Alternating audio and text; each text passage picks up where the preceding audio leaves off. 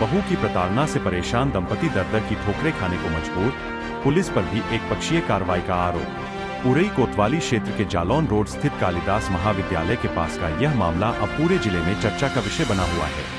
एक सेना से रिटायर्ड कर्मी और उनकी पत्नी ने बहू की प्रताड़ना से परेशान होकर प्रेस वार्ता कर अपनी पीड़ा मीडिया के सामने रखी है। पीड़ित दंपति का कहना है कि उनकी बहू केवल उनके साथ मारपीट और गाली गलौज करती है, बल्कि उन्हें घर से बाहर निकालने तक की नौबत आ गई है। दंपति ने बताया कि घटना के समय की पूरी सीसीटीवी फुटेज भी मौजूद है, जिसमें यह सब साफ दिखाई दे रहा है। दंपति का यह भी आरोप है कि जब उन्होंने न्याय की गुहार लगाई तो पुलिस ने बहू के पक्ष में एक पक्षीय कार्रवाई करते हुए उनकी बात तक नहीं सुनी। उन्होंने कहा कि बहू ने उनके बेटे यानी अपने पति सहित ससुर और सास के खिलाफ दहेज प्रथा व घरेलू हिंसा के झूठे मुकदमे दर्ज करा दिए हैं, जिससे पूरा परिवार मानसिक तनाव में जीने को मजबूर है। सेना से रिटायर्ड कर्मचारी और उनकी पत्नी दोनों ने कहा कि उन्होंने जीवन भर देश और समाज की सेवा की, लेकिन आज वे न्याय के लिए दर-दर भटकने को मजबूर है। पीड़ित पक्ष ने उम्मीद जताई है कि प्रशासन निष्पक्ष जांच कर उन्हें न्याय दिलाएगा। यह मामला उरई कोतवाली क्षेत्र के जालौन रोड स्थित कालिदास महाविद्यालय के पास का बताया जा रहा है। आइए आपको दिखाते हैं पीड़ित की वीडियो। मेरा नाम राधेश्याम तिवारी है। मैं एयरफोर्स में अधिकारी पद पर था और अभी मैं प्रेजेंट में औरैया के बिदुना ब्लॉक में अध्यापक हूँ। ये मेरी पत्नी अर्चना तिवारी है।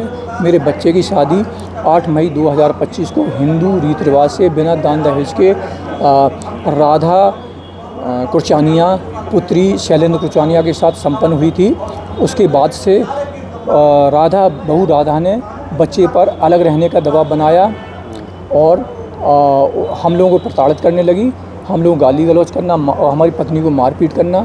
ये शुगर की पेशेंट हैं और मैं हार्ट का पेशेंट हूँ। मेरे 3 स्टंट पड़े हुए हैं, तो इनको बंद कर देती, कमरे में ताला लगा देती है और जो सब्जी वाले आते हैं, दूध वाले आते हैं, उनको मना कर देती है, इनको सब्जी नहीं देना, दूध नहीं देना और बाहर से ताला लगा देती है। हफ्तों बंद रहती हैं। हमने पुलिस से शिकायत की तो पुलिस आई और ताला लगा रहा, वो चली गई। बोली कि ये महिला का मैटर है, हम इसमें कुछ नहीं कर सकते, फैमिली मैटर है, हम कुछ नहीं कर सकते। और जब भी मैं फ़ोन करता हूँ, जब भी मैं बुलाता हूँ चौकी से, तो कोई नहीं आता है। और जब एक बार फ़ोन करती है तो मेरी बहू राधा जब भी फ़ोन करती है तो पूरे दल बल के साथ हमारा चौकी इंचार्ज और उनके साथ लोग आ जाते हैं और मेरी पत्नी को धमकाते हैं और बोलते हैं हम जेल भेज देंगे तुम्हें, अगर ऐसा करो वैसा करो, इनको बोलते हैं।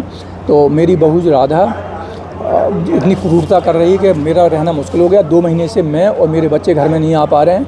वो बोलती है कि मैं कोई भी एलिगेशन लगा दूंगी, जैसे रैप है, छेड़खानी है, ये मुकदमे सब लगा दूंगी और जीवन बर्बाद कर दूंगी। और मैं नौकरी करता हूं तो बोलती है मैं तुम्हारी नौकरी चाट जाऊंगी और तुम्हारा रहना यहाँ मुश्किल कर दूंगी।